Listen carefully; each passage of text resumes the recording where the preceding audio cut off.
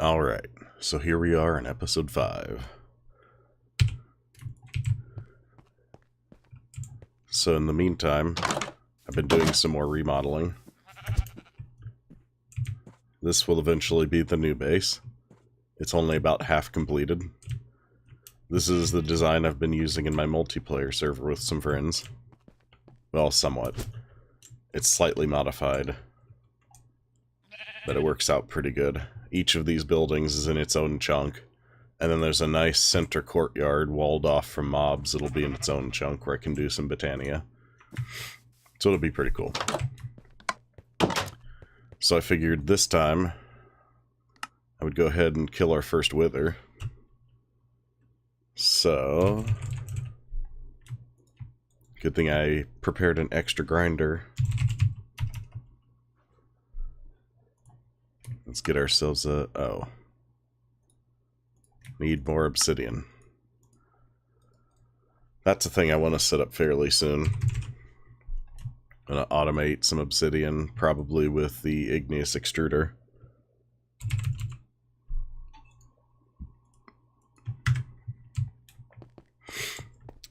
I'm also experimenting this time with using OBS to record the video, because I'm getting tired of the bugginess of my capture card's default software. So we'll see how it goes.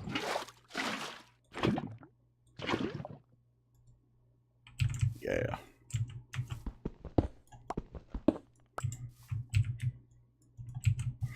But yeah, I've been playing a lot of FTB Beyond on a server with my friends, so it's nice because it's mainly the same. There's a few mod differences here and there, so I can test ideas out on there relatively easy. Oh, I also remodeled the water wheels. They're far more compact. Same amount of water wheels in only one chunk instead of two.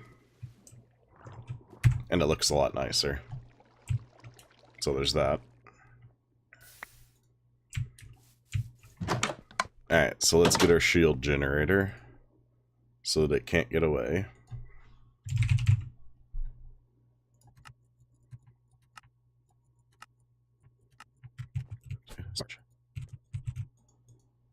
I'm just going to make a really simple setup for now, and at some point in the future I'll automate it.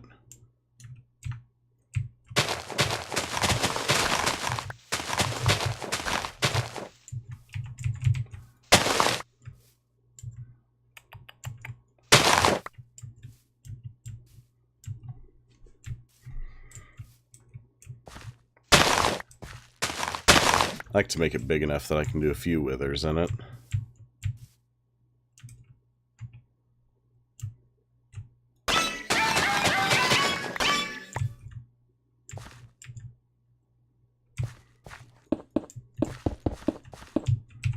Do I have... nope. I've been playing around a lot with environmental tech and beyond. It's pretty cool. Might be a tad overpowered, but you know.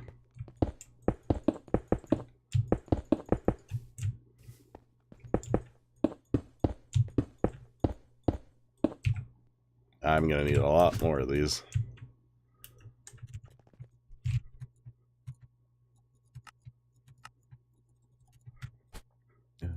Right.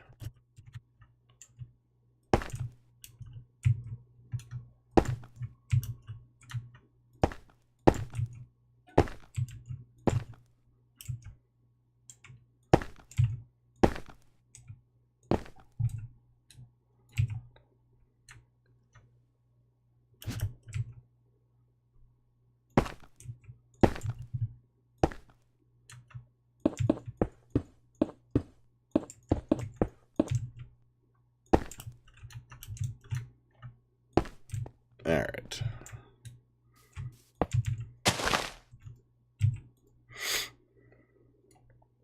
Alright, so we want...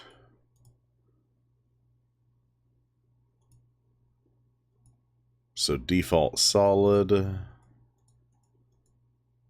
But let me pass.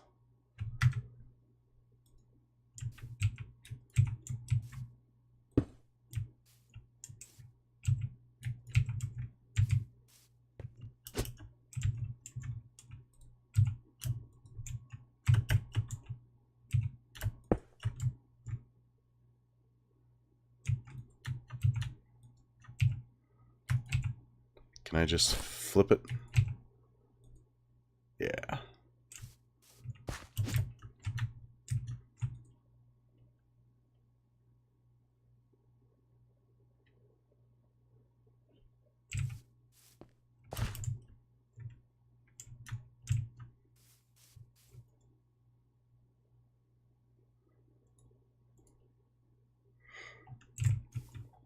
Let's just let the... Oop.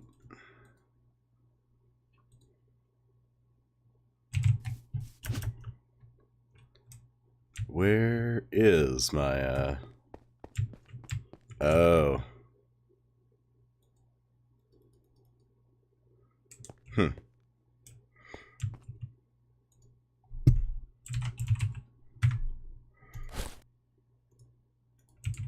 Oops. No.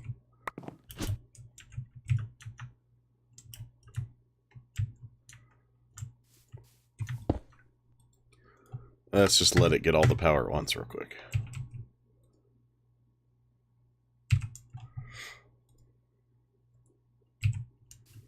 Alright, let's go make it daytime. Now I've already got a powered spawner that's been working for a while on wither skeletons, so I have a few heads, not a whole lot, but...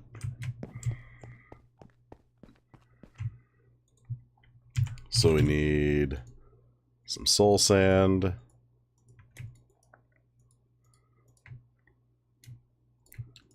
Put that back. Oh, have more than I thought.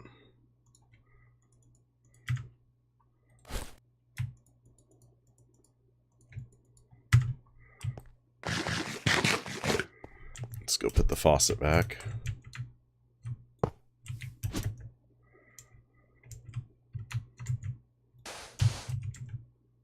We'll do a few others. You know what? Let's just do this. Oops. There we go. I didn't bring enough skulls.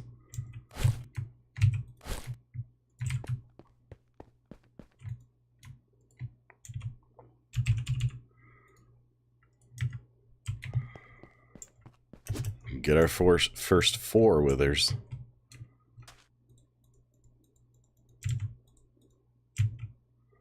This could go horribly wrong. But it should be fine.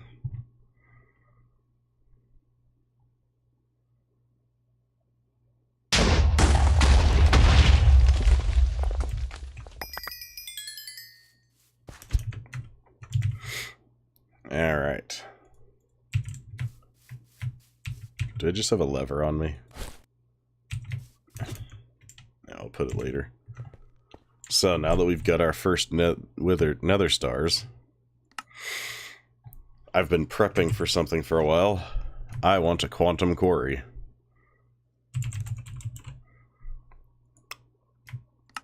And that is all I've been needing.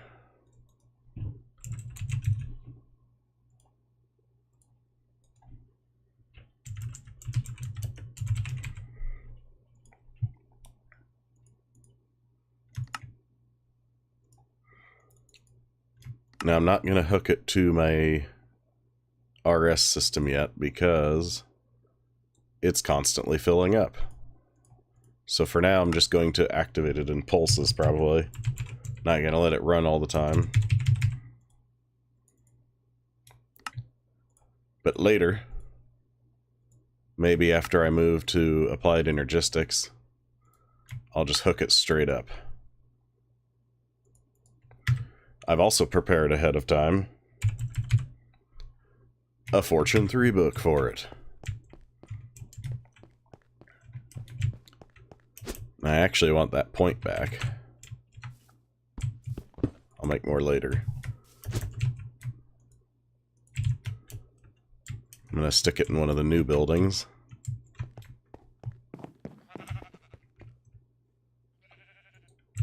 So I need something temporary, then the core, then the actuators, and then I need to go down a little, so I can do this. And voila!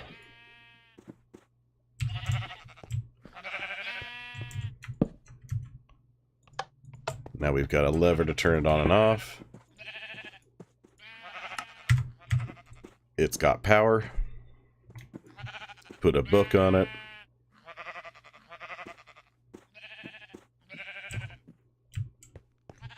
Can I just stick it there? Why, yes I can. I kind of like the quantum quarry. It's because you get more than just ores. So you don't run out of random things. But I will probably filter it at some point.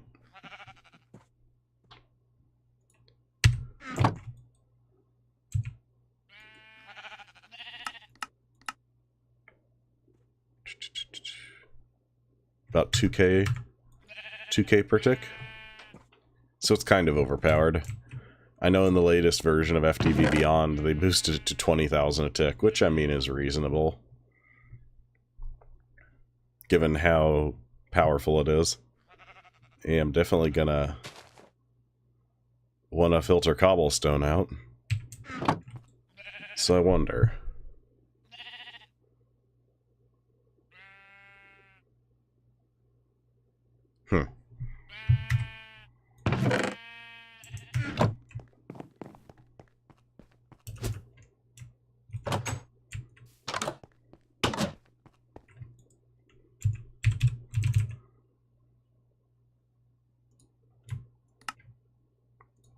Really? Oh yeah, I used to pull the string. Good thing I have sheep.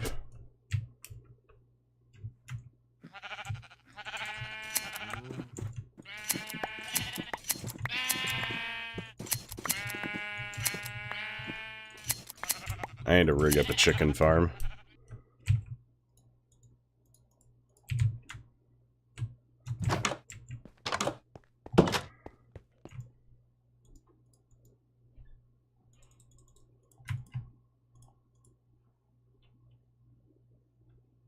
Really?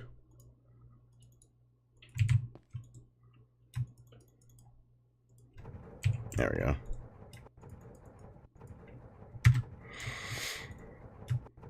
Oh yeah.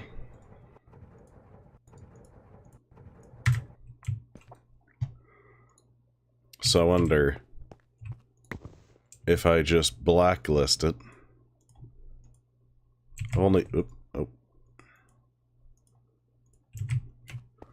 I've only ever tried using whitelist on the quarry. I wonder if I can just blacklist certain things.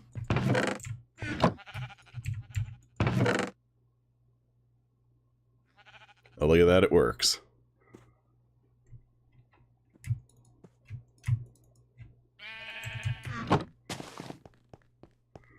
Oh yeah, so the new part of my base here, I'm actually using shield projectors for doors.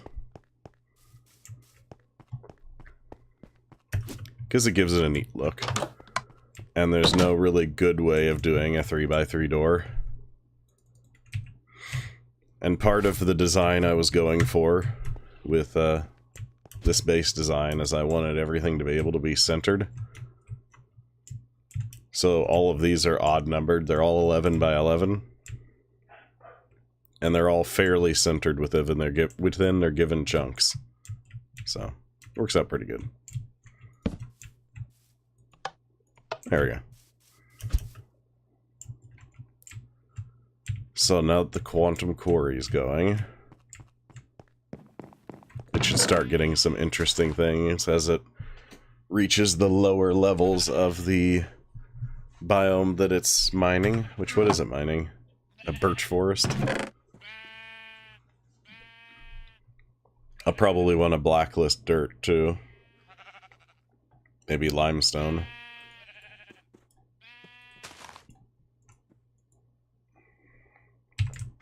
Yeah, let's do that.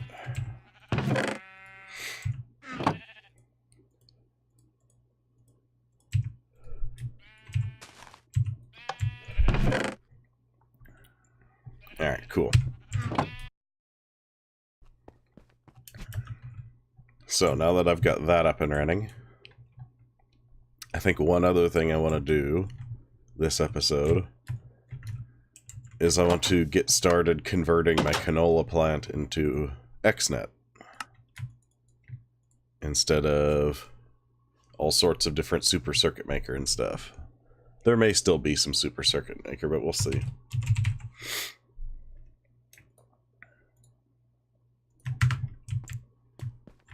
And grab another wireless thing.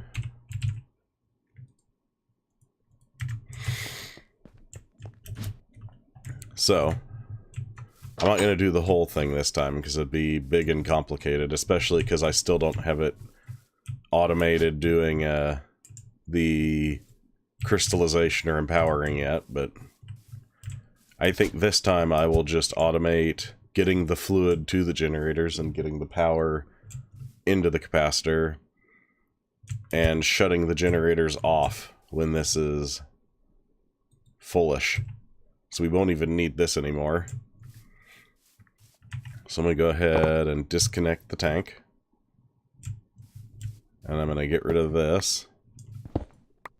So now these generators should all run and empty these conduits out. Hopefully. Don't want to waste any of that precious empowered oil. I'm also probably going to move this eventually to a different building, because I want it a bit further away, given canola farms or any farm, auto farm is a bit laggy. But there's a lot of oil in those conduits. So I'm just going to cut it and come back after they're empty. Alright, the conduits are empty. So time to start ripping these out.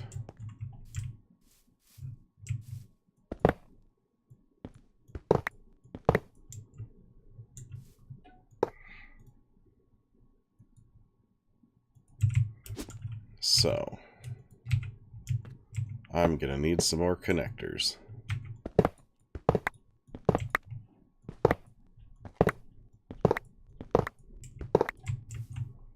Yep. Definitely gonna need some more.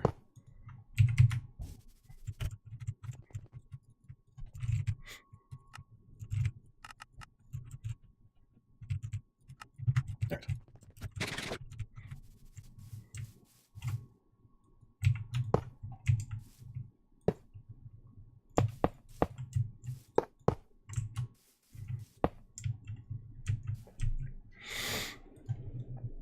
Alright, so let's see.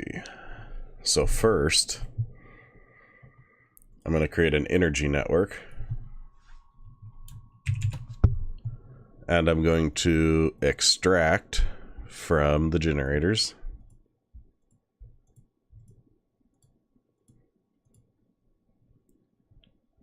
And insert into the battery and the controller. I want to give the controller a higher priority so it doesn't run out of power, hopefully.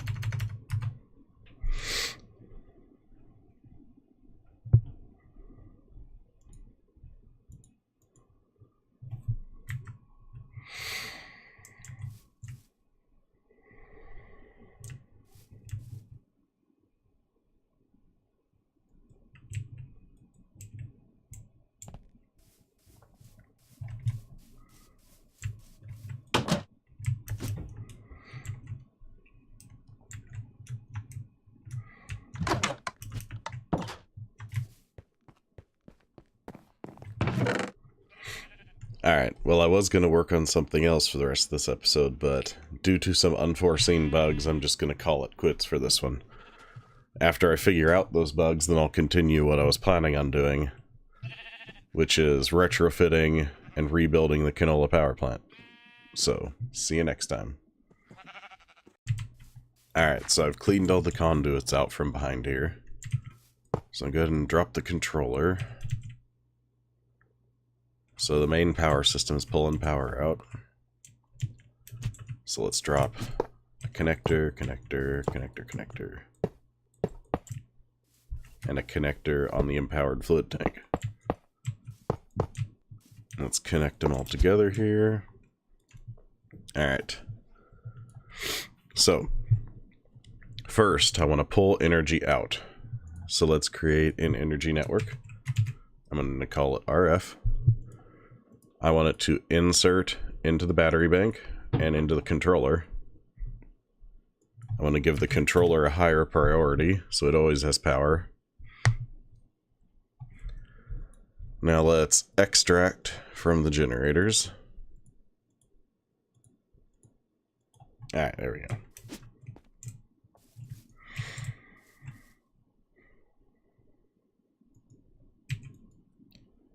Alright, now I'm going to make a fluid channel.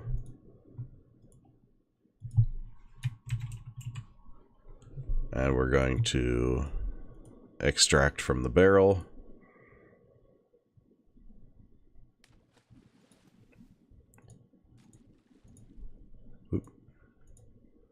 And insert into the generators.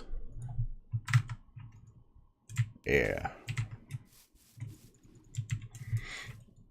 Keeping them nice and full.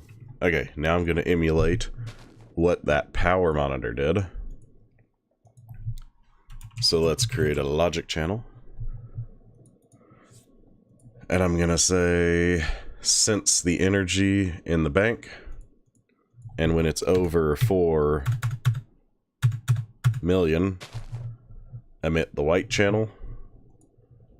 And then on these guys, we're going to output full redstone when you have the white channel.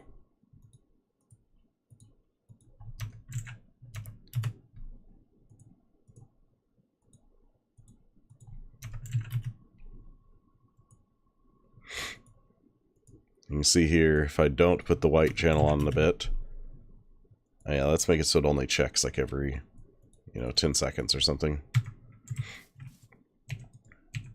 So this one isn't running because its redstone output is not set to white channel.